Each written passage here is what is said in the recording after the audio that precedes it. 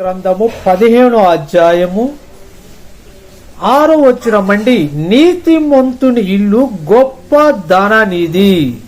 మహిమ కలుగును గాక. నీతిమంతుని యొక్క ఇల్లు గొప్ప ధననిధి. ఎవరు నీతిమంతులు? ఈ భూమి మీద నీతిమంతులుగా ఉన్నది ఎవరు? ప్రకచరితంలో పరిశుద్ధ గ్రంథం బైబిల్ గ్రంథం తెలియజేస్తుంది. మన నీతి దేవుని దృష్టికి మురికిలాగుందండి. మన నీతి దేవుని దృష్టికి మురికిలాగుంది. మరి నీతిమంతులుగా ఎలాగా మార్చబడతామంటే యేసుక్రీస్తు ప్రభువారి యొక్క నీతి మనలోకి వస్తే, యేసుక్రీస్తు ప్రభువారి యొక్క నీతి యథార్థత మనలోకి వస్తే మనము నీతిమంతులుగా మార్చబడతాం. యేసుక్రీస్తు ప్రభువారి యొక్క రక్తము మనలోకి వస్తే మనలో ఉన్న పాత జీవితాన్ని తొలగించేసి నీతిమంతులుగా మార్చబడతామండి. నీతిమంతుల యొక్క ఇల్లు సమాధానం లేని వారికి సమాధానముతో నింపుతుంది.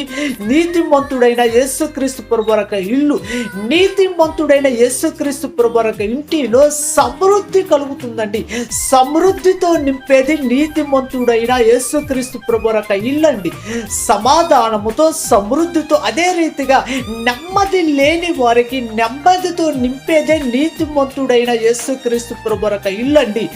ఏ ఇల్లు కావాలి నీకు? నీతిమంతుడు యొక్క ఇంటిలో ఉంటే నీకు సమృద్ధి కలుగుతుంది, సమాధానం కలుగుతుంది, నెమ్మది కలుగుతుంది.